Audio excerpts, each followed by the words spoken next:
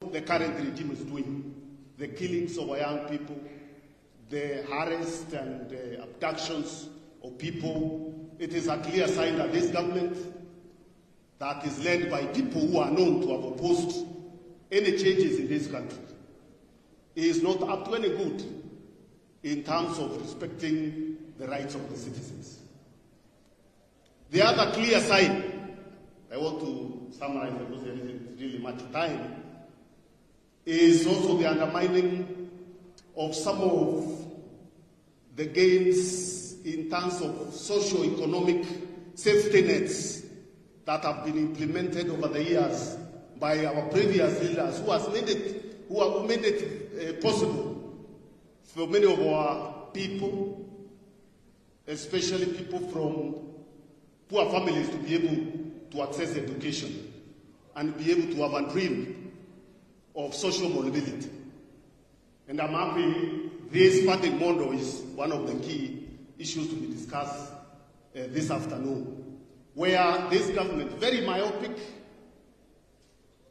very nihilistic, short-sighted government that doesn't see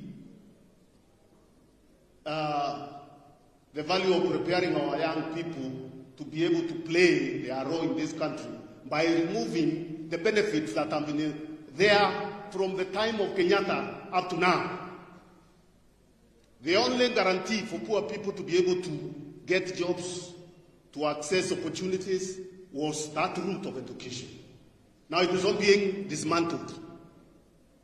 And it is being dismantled without any proper process being followed, or we are being given our excuses and useless explanations.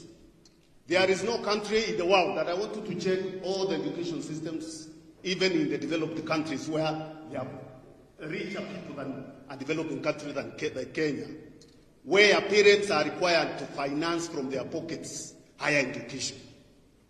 Even in the United States of America, it is a loan system, a system where government funds education for young people because individual families cannot afford to fund higher education.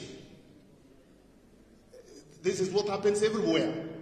Now we are being told here, we have categories of rich people, and then students are being put in categories of families, and salaries of families are being looked into. Yet when you look at those salaries, if you look at the people who are employed in government or even the private sector, it's a very small population. So it's a total conmanship that is being implemented that is intended to completely make it impossible for people to go to school in this country, and we must fight it. And I'm happy the young people are fighting it. We must also fight it, and I'm happy that power.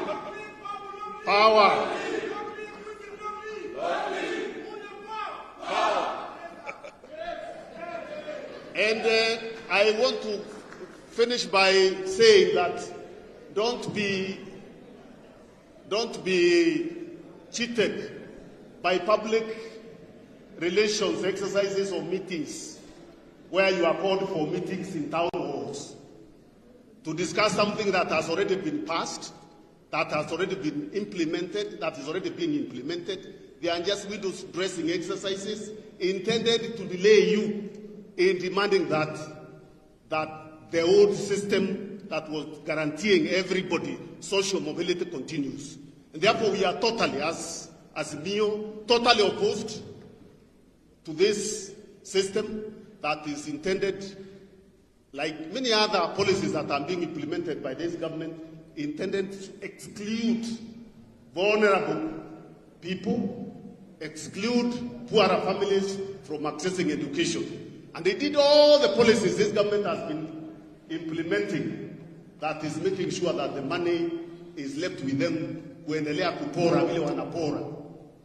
Na tunajua ile wanataka kuendelea ni hiyo uporaji. Kwa hivyo sisi tumesema la, tunasimama na nyinyi, tutaendelea pamoja kuhakikisha hiyo policy mpya ya masomo haifui ndafu. Asanteni sana. Asante. Wapi makofi kwa Bwana Munya? Sisi kule Western tukisema la tunasema